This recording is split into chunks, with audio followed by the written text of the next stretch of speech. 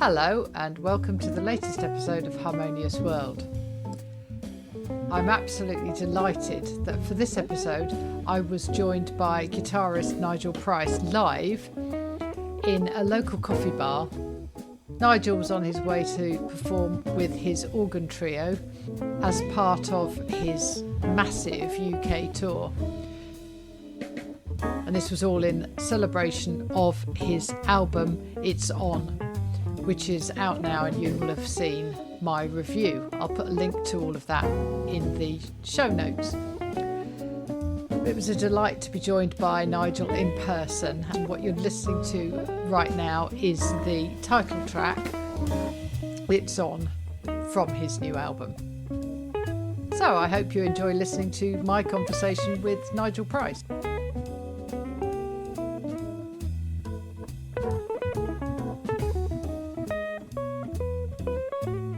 Welcome to Harmonious World.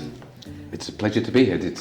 Am I in it? You are in my own little Harmonious World here. Is this your own room? No. Right. I just borrow it from time to time. It's On. It's On. That's a great name for a album. Great title for an album. Yes, but it came from Joel Barford. Okay. He's just got this knack of coming up with these little kind of phrases that really sort of hit you, and it was, I wasn't sure if I was going to be doing the tour or doing the album and this sort of stuff, and in the end it was all happening, and so I sort of let them all know, and Joel looked at me with this smile and just went, "It's on," and clicked this imaginary switch, click, and I said, "That's the name of the next album," and I made it so. Absolutely. He's an extraordinary drummer, isn't he? Oh, he's unbelievable. Yeah, he really is a talent. Although I hate that word as well, because talent sort of implies that it's been kind of handed down or something. Absolutely, and it doesn't cover any sort of work that goes into it. Exactly, and like none of us have got any talent. I think all of us have got a certain aptitude, a certain amount of aptitude to playing, and it's just whether you capitalise on that, or life somehow gives you the opportunity to capitalise on that. But if you want it enough, then you can line up your opportunities, I think. Yeah, and it's interesting because although I've interviewed Ross Stanley, keyboard player, right, because he did an album with Chris Allard. Yes. And so I interviewed them both for that, which was great. Never interviewed Joel, but I realised that he's been on loads of the albums of people that I have interviewed. Yes. So he's busy, isn't he? He's very popular, and yes. and as well he should be. Yeah, and I love those videos that you've put up about the recording of the album. Right. Because they show the. I think for those people who've never been into a recording studio, there's a lot of tech about, and there's a lot of stuff. Yeah, I guess there is. Yeah. Yeah, but you've still got that interaction, and you can see the concentration, but also the interaction. Right. Yes. It's usually quite a kind of stressful situation, like being in the studio. Obviously, you've got to get it right, and if you get it wrong, then you've just wasted all your money, and you'll never quite mentally get over it. So there is quite a lot of pressure, but somehow sometimes you just go in and you just have a bit of a laugh, and what's got to be done. And we played together a lot, and we absolutely smashed through it. We booked 2 days, and we did 7 of them on the first day and 2 on the second. So I booked a cameraman to come in on the first day, and luckily we got 7. So there's loads of them actually that I haven't put up yet. Yeah, that's really good. And there's loads of other footage of us just messing about and talking about nice. The process, Right. I mean, there was one in particular, Midnight Mood, from the album, it was literally just a blueprint. And I was thinking maybe it could go a bit like this, and they just ripped into it, and I think Joel said it was his favourite track of the album. So it can just happen that quickly. Yeah. And where it's exciting, and maybe the first time you played stuff, sometimes I think it's good to capture that. Although, sorry if I'm talking too much, but although, of course, then you go out on tour, and things evolve and things change, and part of you is thinking, oh, I wish we could record it now.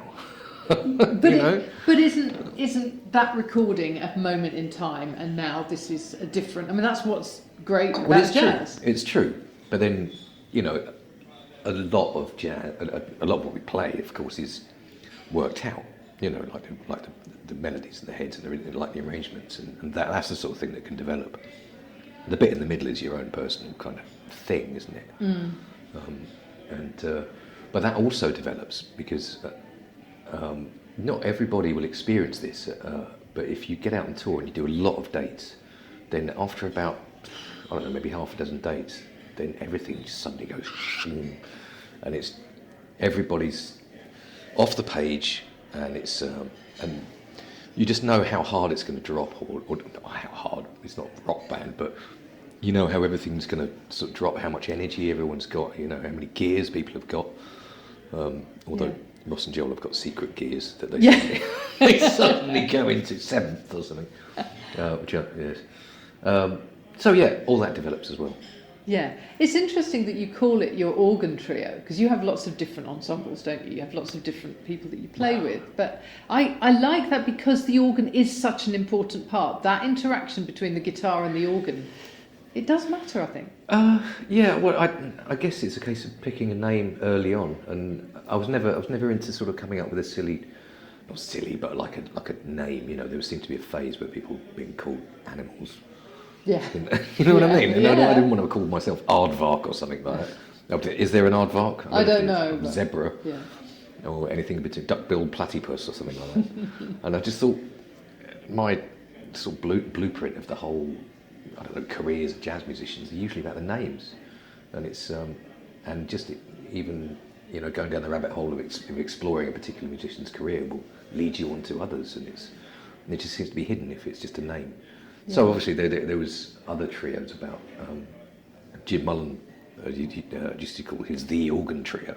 So I guess I just wanted to separate it from that, not the other organ trio, or something like that. And I thought, why not stick my name on it? Yeah. And of course, some people think I play organ. Well, that's the problem, isn't it? The Nigel Price organ trio is like, has he suddenly switched? No, I don't even know how to turn them on actually. No, luckily. Let alone play them. Luckily, Ross does. But. Yes, he does. Yeah. Very much so. Yes, yeah, and the sound he gets is amazing. Oh, it's unbelievable. Yeah. Unbelievable. Yeah. So he really is. I think probably the greatest musician we've got here. He's incredible. I think he really is. And he's played with some great people because people have gone. Why would you not want to play with him? Mm. You've also played with some great people. Yeah. You're of a certain age where you've achieved a lot though. Have I? Yeah, you've won some awards and you've got a lot of albums out. I guess so. Yeah. No, I mean, I'm very proud of that. I mean, I remember the first one, the Parliamentary Jazz Award. We were nominated. I couldn't believe it, and I just turned up for the 3 vol-au-vents, and a couple of beers, and they read out all the names in the category, and I was up against Nicky Isles and like people that I didn't have a hope against, and they just and suddenly heard my name, and I said, I remember saying, people were clapping. I said, what do? Do I go up? And this voice behind me said, yep, son, up you go. And I didn't have a speech or anything, and I remember I just said something like, it's just unbelievable to be recognised for what we do. We just slog it around the country, and just for someone to finally notice that was great.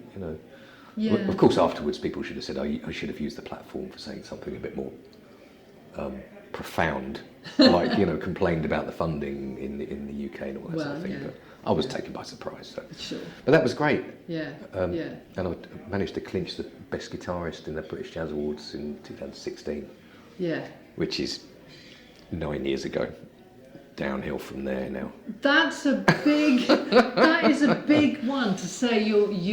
At that time. I mean, one would argue that you are up there. You are up there still. Well. But nevertheless, to be crowned that. Yeah. That's quite a big thing because there are some good guitar. We produce good guitarists. Yeah, I think maybe. Somebody did say, I can't remember who it was now. I think it was someone in the jazz rack saying Nigel Price has been voted best guitarist, probably because of the size of the tour that he's done. you know. Oh, It was like a backhanded compliment. I thought, yeah, thanks for that. Yeah. But I'll take it anyway.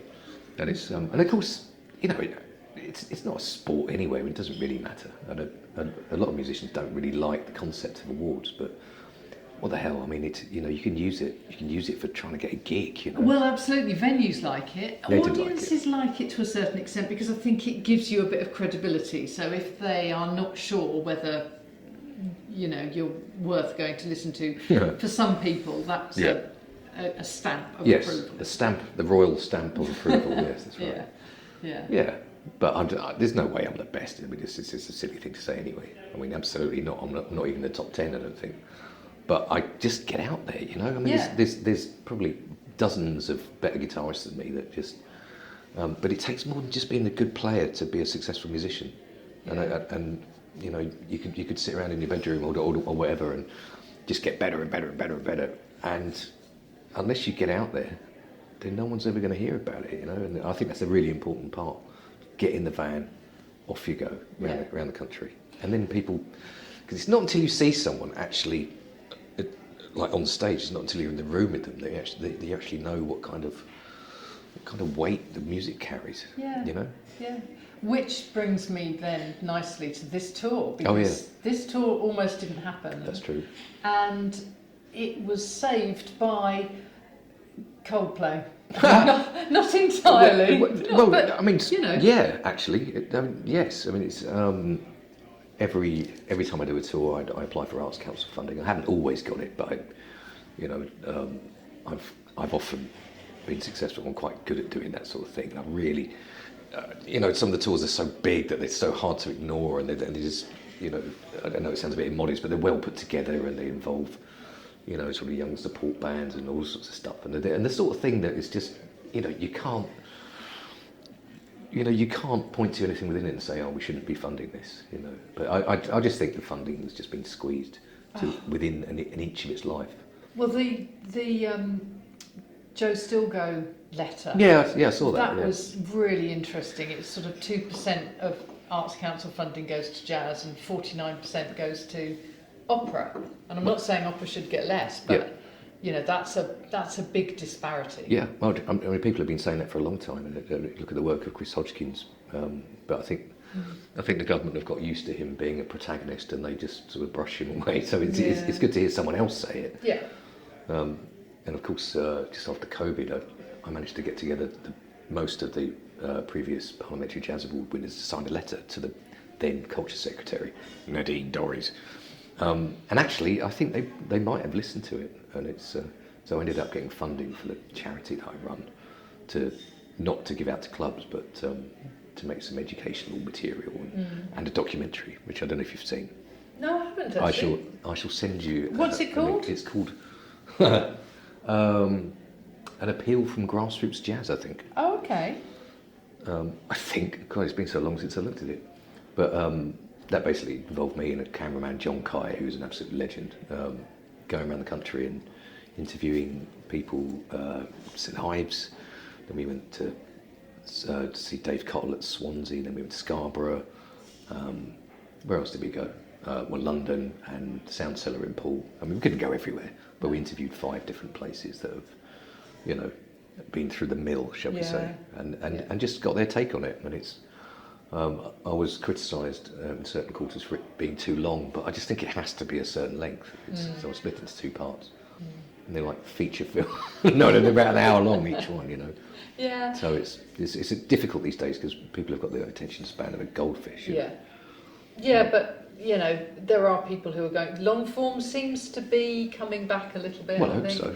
Well, absolutely. One of the things that I feel passionately about is festivals, particularly jazz festivals, but any music festivals. Why will people pay £300-400 to go to a festival, plus they've got to travel there and they've got to take time off and they've got to have accommodation, but they won't go to their little local venue and pay 12 quid, 15 quid to see a band, and they, you know, who knows, they could be really good. You know, so although saying that, we are sold out tonight. There you go. But then, because you're in Ashwell, aren't you? Yes, it's a new little venue Right. out in the countryside. But this area has a huge jazz audience. Yes. We have quite a few things, pubs put on jazz nights and things. They get a big audience. So that's really good. I think that's partly because a lot of jazz musicians have had to move out of London. Yeah, that's true. Because of the gentrification. Yes, that is true. No jazz musician lives in the middle of London No. unless they bought into it, years ago, or they're rich or something. I don't know. Yeah. Or they're living, in a certain arrangement. Yes. Well, yes. Yes. But so Liveline allowed this tour to happen. Yes, we should kind of explain this. So the main organisation is the MVT, the Music Venue Trust, which is run by a guy called Mark. I don't know how to pronounce his second name. I think it's David, or is it David? It looks like David because it's got a Y. It's probably David. And we've been sort of friends for a while. We've never met on like social media and arguing and all sorts of stuff. He's a guy with a lot of passion for it, and so his organisation has been asking the public to buy up venues so they don't get bought out by property developers and things like that. And I think they bought 6 or 7. But now there's a new thing called Liveline, and so bands that sign up, for instance Coldplay, they basically put £1 on the tickets, and it goes to this thing called the grassroots levy, and I think that's actually been through Parliament. So Coldplay is the most high profile. They've got Katy Perry, Sam Fender, Enter Shikara, and someone else. And there's slowly more bands signing up. So there's actually quite a large pot of funding. And this tour, this one that I'm doing, is the second tour that they've ever supported, and the very first jazz tour. And I think he probably looked at it, and he saw that I'd been unsuccessful with the Arts Council, and he basically just said, look, this is the right tour at the right time. And I think he probably wanted to make a bit of a splash and just, into the jazz world by sort of supporting probably the biggest tour this year, Yeah, and 3 musicians who are busy in the jazz world. Sure, yeah. I mean, it's definitely, sent some ripples out, and there's, like, immediately there were people asking me, how the hell do I get funding? Because a lot of other people have been turned down as well. Yeah. So, we'll just see what develops. I've sort of taken my eye off the ball a little bit because I've been driving thousands of miles around the country and playing, So I'm already exhausted. I think this is only the 7th one. Oh, goodness me. Yeah. But we've already been down to Cornwall and Devon and all that sort of thing, which is great. Yeah. So it's started. Yes. Time just rushes up, and like before you know it, you're in the car, which is actually great. Yeah. Because you spent months and months, 18 months organising this thing, and emails. You just wouldn't believe thousands of emails and promo and all sorts of stuff, Yeah. And it's just it's relentless, and it's not until you actually get in the car and start driving that it stops, Right. And you just concentrate on the music. Yeah. And then you get to the gig, you do a bit of a sound check, people start coming in, and then it takes on its own life. And then you realise that you haven't done enough practice because you've been sending emails. I'm sure you have. No, I didn't. Actually, on the very first tour, I realised I didn't know the album. Right. So I actually didn't play a lot of it because I just hadn't practiced it, and it wasn't until I got to a hotel room and found 20 minutes the next day to it goes like this, Yeah. sort of bottled out of my own tunes. It's just ridiculous.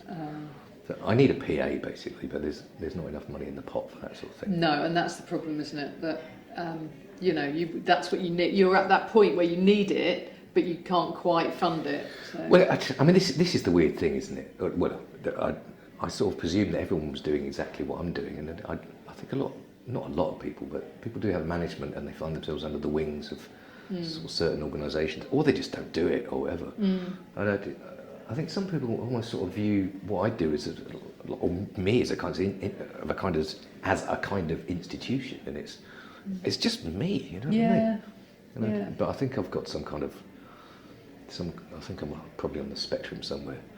Because you do videos, you do lots of social media, everything. You do I mean, this is on top of all the practice and everything. I try and do that every day. Well, I do it every day. 3 hours in the morning, and then whatever else happens during the day, and then just everything else. I do every single thing myself.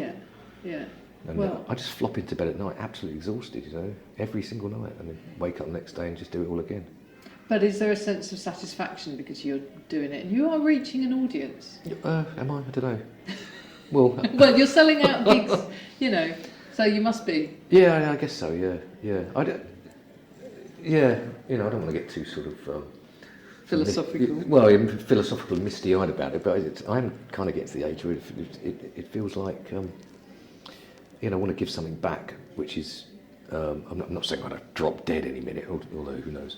But that's why I sort of started the charity thing, and I have become aware that people do look at what I'm doing and go, sort of emulate it. Yeah. And it's and I like that, and I'm always helping people out. A lot of people, younger musicians generally, to get in touch and ask for some help. What the hell should I be doing? And I don't always got, as much time as I can give them. Yeah. Happy to do that. That's really good. So, I just, like to feel that I'm sort of part of this sort of community, because sometimes it can feel very lonely, in fact. Yeah. I mean, it is like, when you're practicing, you're alone.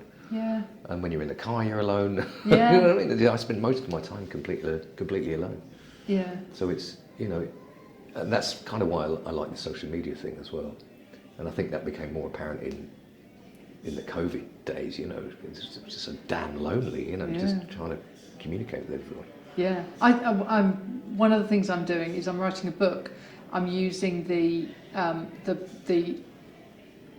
podcast episodes that I did during lockdown, where people were necessarily talking about what they were doing, what their life was like, how they were dealing with that, and also afterwards, because obviously there's quite a lot of music that's come out that wouldn't have come out because people were sitting at home and they were writing stuff. That's true. And I don't want us to forget that period, because I think it's a really important part of music history. Well, I mean, maybe we should do that another day, but I mean, if I'd be happy to be a part of that, because I've got a lot to say about that. Oh, great. Yeah, fantastic. Well, let's do that. Let's book another one in. Yeah, all right. For now, have you seen this book? What is this book? 3 Wishes. No. Right. So this is an American book, and it's got all of the jazz greats in. And this woman, amazing woman, asked them what their 3 wishes would be. And you've got everything from, there were some quite saucy ones, but Sonny Clark, money. No, I'm not going to say that one because it's rude. And I have to not be rude on my podcast or else I get banned. Roy Haynes, number 1, a Rolls Bentley. Number 2, recognition. Number 3, I Wished on the Moon. You know that song? Wayne Shorter, No More Wars. And if there are, don't call me. Everybody tried to dig culture, and then peace on earth and everywhere else on these other planets. And other people have just said money and, so what would your 3 wishes be? You right now, I know, and it's putting you on the spot, but, God. What, in relation to jazz? Anything. I mean, yes, I think perhaps a personal one, a jazz one, a world one, Well, I mean, as regards the jazz sort of thing, I just wish that the UK media was more ready to embrace culture. Yeah. You know what I mean? It Yeah. just seems so throwaway now. It seems like you can, you can find fame and fortune by going to the gym and going onto an island somewhere and dating someone or whatever. That's a bit specific, but do you know what I mean? It's like a real disposable generation, and it seems like the people that are out there really putting everything into art are just sort of overlooked. And especially with the AI thing going on at the moment. It's crushing. Artists and not just musicians, but actual artists. Yeah. I mean that's one, I guess. I just wish there was some time given to I don't want to say less popular, but sort of offshoots, sort of subdivisions of art. Yeah. Why can't we have a jazz program on the BBC? Well, once a month, and occasionally, if they reviewed jazz albums in newspapers, that rarely happens now. Occasionally, but I think there's only about one slot in the Guardian now, or 1 or 2. But, other wishes, I don't know. I mean, don't know. Is there a specific guitar Is there a? I mean, my guess is you've got the axe that you like to play. Axe. But sorry, It's fine. Yeah. But is there a musical instrument or a something that would make a difference? No. No. Well, I mean, that's it. That's it. What do you play? Well, it's a Fibonacci, and basically the company asked if I'd endorse the guitars, and I had a look at them, but they're all very small bodies, and for me it didn't feel ergonomically right to have a really small body, because you're just sort of leaning over, and I like something a bit bigger that sits on your knee, that's a bit pulled out so you can reach all the frets, and Right. and basically I said, look, I'm really flattered, but I'm not really, beautiful instruments, really well made, absolutely beautiful, but it's not for me. And he said, well, what would you have then? And I said, you really want to know? And I gave him every dimension, and they built it. Wow. So it's got my signature on it. Wow. So I've got it. You've got it. And I mean, there's something bad about it in a way, because like now I'll walk into a guitar shop and there's nothing for me there. No. I sort of look at these things and Yeah. go, oh, it's very pretty, but but I've already got it, Yeah. So it's fine. I mean, that's.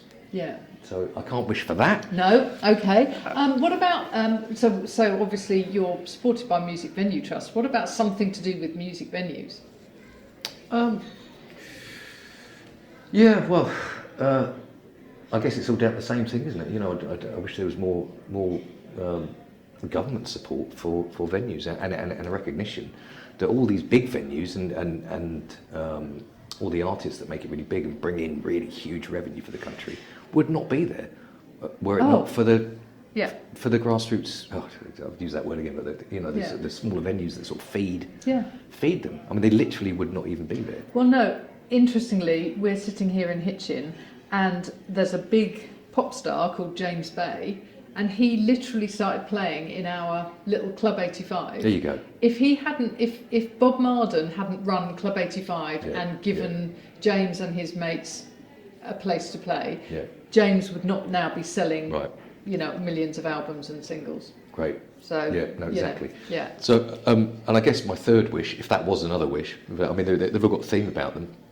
What happened to music in schools? Oh yeah. It's definitely. it's like unless you've got parents who have enough disposable income to give the kids music lessons, then they're just sidelined.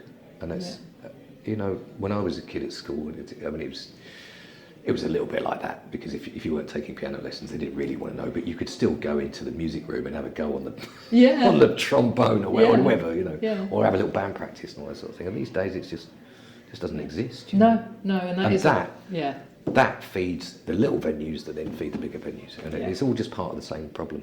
And it's I know this is a Winston Churchill misquote, isn't it? But there was something about someone has supposedly said to him, like during the Second World War, shall we cut funding to the arts so we can make more tanks or something? And he said, if we do that, then what are we even fighting for? Yes, that's right. And I've heard it's a misquote, and it wasn't him, but I like the idea of that. If we can't just make life better, What's the point? Yeah, what's the point? Art makes it all a bit more endurable, doesn't it? Yeah, definitely. Fantastic. Well, I'm very conscious that you are about to go and sound check and then gig. I'd forgotten about that. Yeah, so thank you so much, Nigel. It's a pleasure. It's been a real joy, and let's get a date in to talk about the lockdown thing, Yeah, because that's going to be a really big thing for me. Okay. So, Yeah. I've got an awful lot to say about that. So I'd love to come back. Great. Thank you very much. It's a pleasure.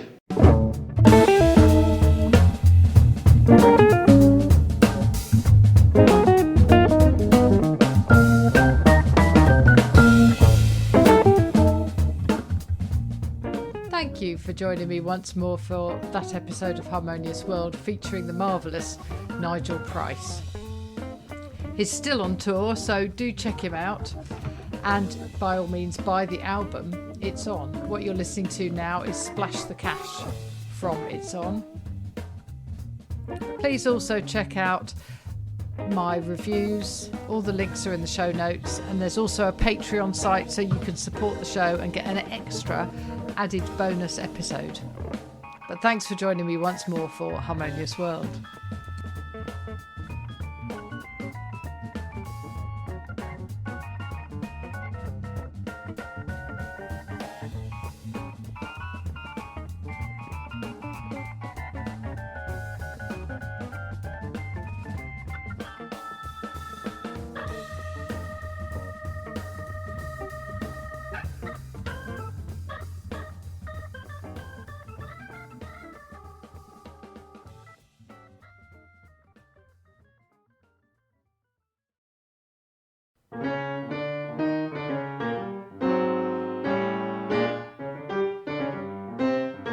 Thank you for listening to the latest episode of Harmonious World. My name is Hilary Seabrook, and it's a great delight to bring this series of discussions with musicians and composers and writers and all sorts of people to you.